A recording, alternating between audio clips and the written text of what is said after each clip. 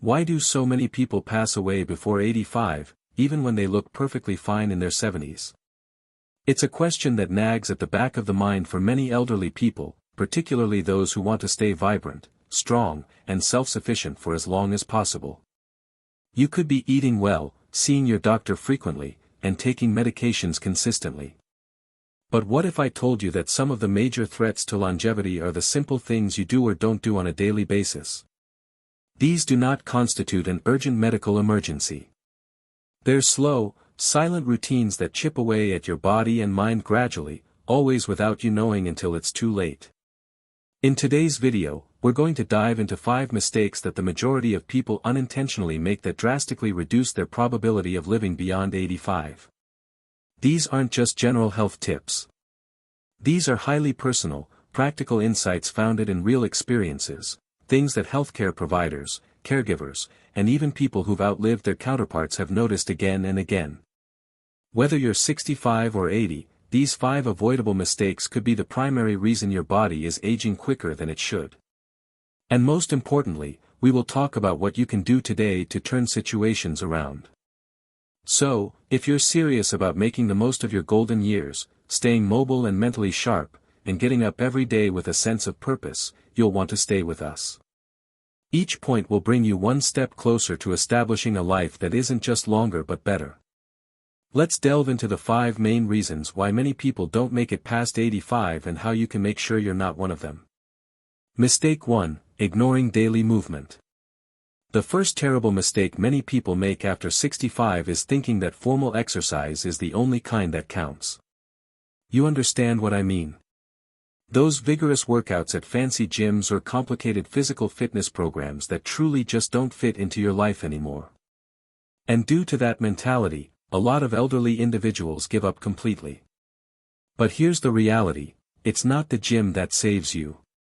It's the small everyday movements that keep you living longer than you imagine. Walking to the mailbox, bending down to pull weeds, reaching for the food items, and standing when talking on the phone. These minor actions are your body's secret tool against deterioration. If you stop moving, even just slightly less each day, your muscles slowly weaken. Your joints stiffen. Your balance gets less stable. And the worst part? You usually don't notice these changes until you've had a fall or feel too exhausted to even get dressed in the morning. That's how the slide into weakness begins, not with a bang, but with a whisper. And it's not just physical decline. Movement is connected directly to circulation, brain function, and even mental health. When you move, you pump blood to your brain. You release hormones that boost your mood. You expand your lungs, strengthen your bones, and keep your digestion functioning. But when you spend most of your time seated, day after day, your body begins preparing for shutdown, slowly, silently, and effectively. Let me tell you about William, a former bus driver from Indiana. He was 79 and had given up most physical exercise after retirement. He didn't feel sick. He didn't have any severe issues, but he told his daughter, "I just feel weaker and stiffer every year." After a little fall while getting out of bed, his doctor told him, "Your strength is deteriorating quicker than your age should allow." That was a wake-up call. So, rather than going to a gym, William began doing something different. He set a rule to never sit for longer than 30 minutes without getting up. Whether it was stretching, moving across the house, or just doing a few leg lifts by the kitchen sink, he moved. And 6 months thereafter, he said he felt 5 years younger. Not because he worked harder, but because he moved more.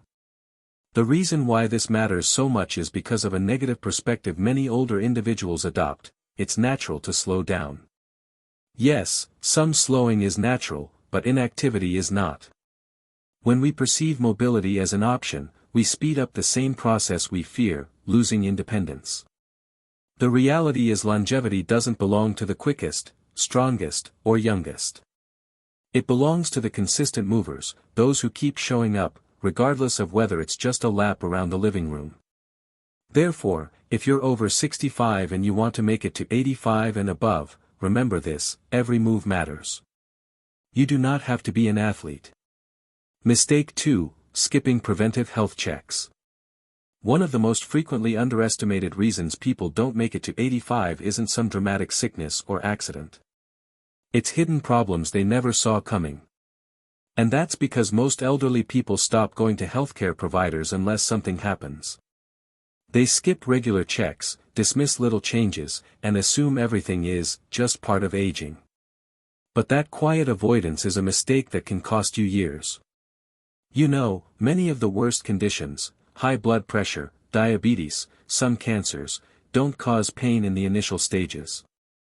They sneak in slowly, damaging your organs, your circulation, and your immune system without any screaming warning signs. By the time you notice symptoms, the damage might be quite extensive. But if detected early, many of these conditions can be controlled, treated, or even reversed. The catch is you have to catch them first. Let's talk about Mary, a 73-year-old grandma from Kentucky. She felt fine. No serious issues, just slight exhaustion here and there. But her daughter persuaded her to go for the full checkup just to be safe. She was pre-diabetic and had no idea about it. But because she discovered it early, she made some changes. She cut out sugary snacks and began working out after dinner, and within a year, her blood sugar levels were back in the safe zone.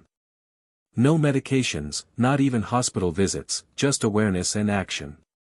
Why do so many individuals avoid this one word? Fear. Fear of bad news, getting older, or being told what you don't want to hear. But surprisingly, facing those issues head-on gives you strength. It puts you in control. When you know what's going on within your body, you can fight back. You can make decisions, not excuses.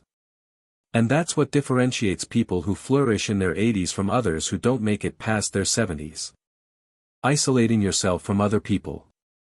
One of the silent killers in the golden years isn't heart disease or cancer, it's loneliness. We don't always talk about it, but solitude is a health risk just as dangerous as smoking, high blood pressure, or being overweight.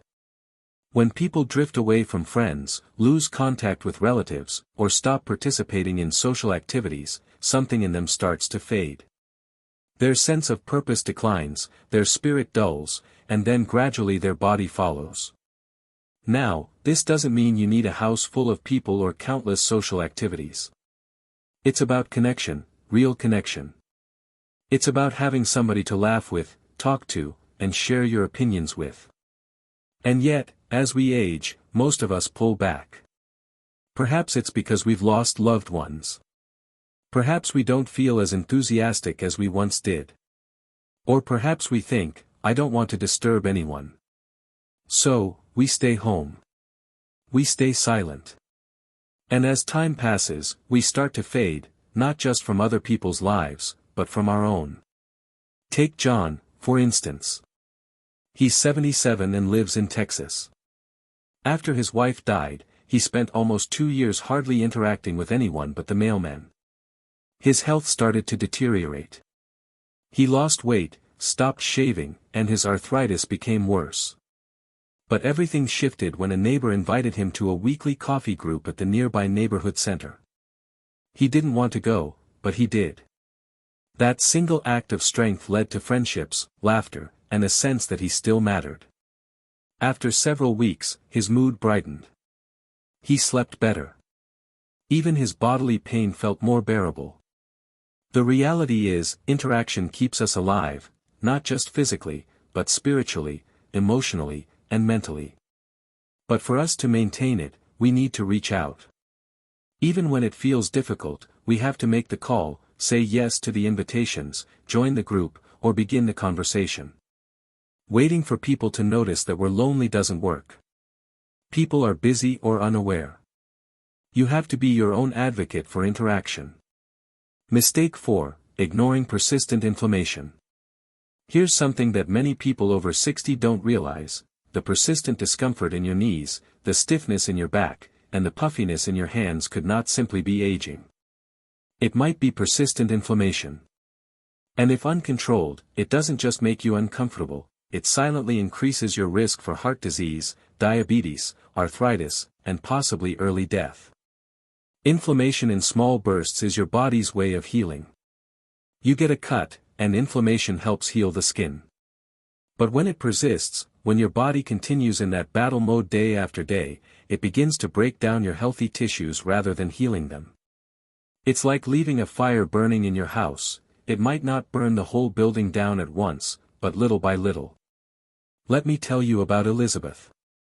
She's 74 and has been living with uncomfortable joints, low energy, and recurring colds. Her doctor eventually did several tests and found high signs of inflammation. But rather than piling on more pills, they took a different route.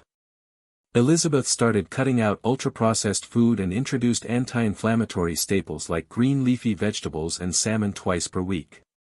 She began walking for 20 minutes each morning, regardless of the weather. Several months later, she felt like an entirely different woman. Her joints weren't perfect, but they moved better.